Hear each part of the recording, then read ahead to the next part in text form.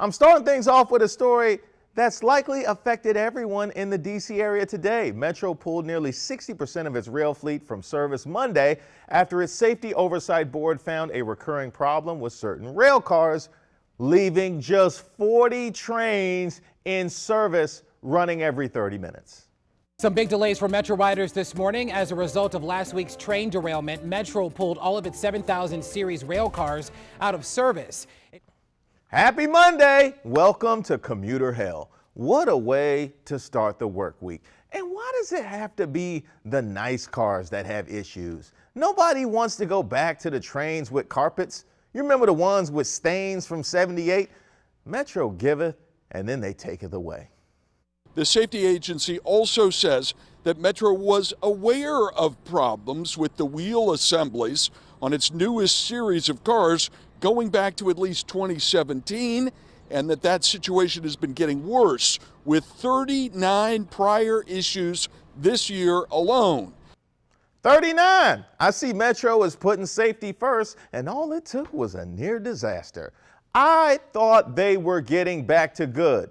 So much for that. I'll settle for back to 10 minutes per train. Metro is continuing the delays until the 24th, so we'd better get used to it. Now, I chose this next story because the Prince George's County zebras on the loose are once again in the news. County officials have announced a new plan to capture the zebras by taking 2 zebras from their herd and keeping them in an enclosure in the center of a corral, hoping it will lure the 2 escaped zebras back. The zebras originally escaped sometime around the beginning of September near the intersection of Belfield and Dooley Station roads. Yeah, those zebras must be dudes. They gotta be dudes, right? That's the only way. You know what? Why don't we put some randos out there and hope they go holler at them will work. They are definitely dudes, so this probably will work. But what if the new zebras warn them like it's a trap?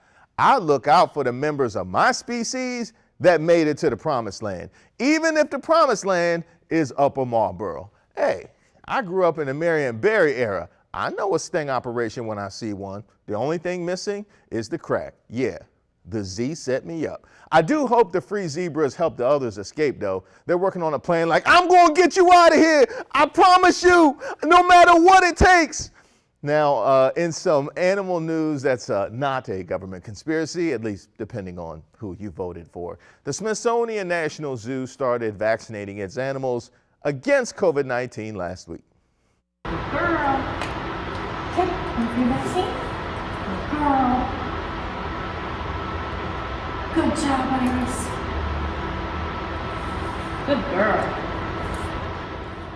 Look how peaceful that process is without YouTube. Orangutans are handling the shot better than grown adults. They must have done their own research. Also, they can't talk. There might have been 1 or 2 that wanted to say, what about my rights, but couldn't. Pfizer should start giving away fruit cups after vaccinations to win over the skeptics. It worked out for these orangutans. Finally, I chose this story because it happened right here at FedEx Field. Patrick Mahomes' brother Jackson Mahomes recorded a TikTok video of himself dancing on a logo memorializing the late Sean Taylor on the day that Taylor was honored by the Washington football team.